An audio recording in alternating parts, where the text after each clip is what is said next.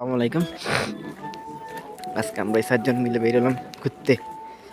এখন আমরা যাব দাউল দেখে এই যে আশেপাশে এখান থেকে একটু ঘুরে ঘুরে আসবো।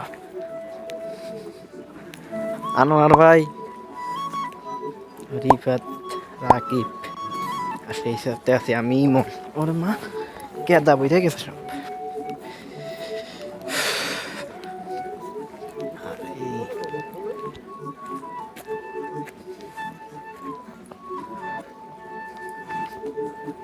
এটা হচ্ছে আমাকে ফ্যাক্টরি বাসা সবই একসাথে কিরগিজস্তানে আমরা ঘুরবো, একটু ঘুরবো বলতে এই যে আশেপাশে এখান থেকে একটু ঘুরবো আর এই ছবি টবি তুলবো, এই আর কিছু না।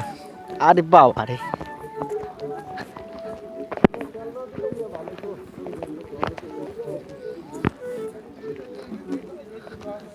गाइस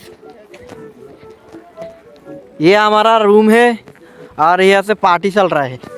ये हमारा घर है, इधर भी रहता है, इधर भी खाता है, इधर भी खाता है।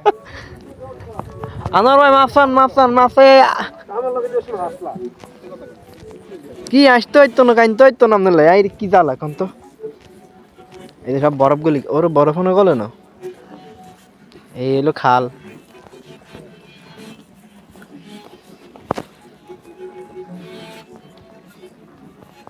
আরে বাবা, দিফে তোর মোসের কি বাম্পার দেই না দেই।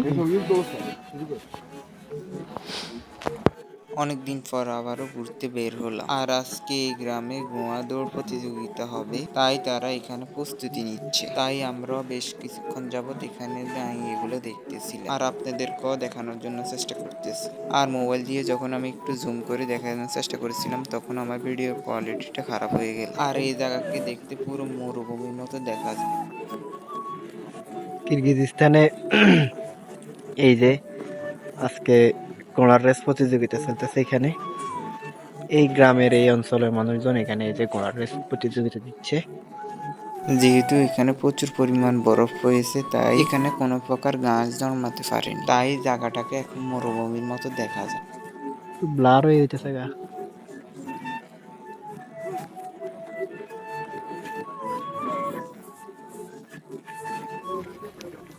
এই রাস্তাটা এখন রাস্তা বলতে এখানে একটা ছোট কালভার্ট আছে, আর ওই কালভার্টটাকে ভেঙে এখন নতুন করে আবার সম্ভবত নতুন কালভার্ট তৈরি করবে আর কি।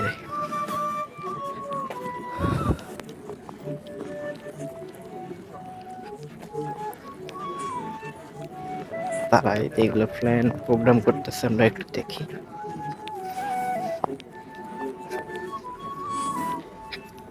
এমদিনই দেবা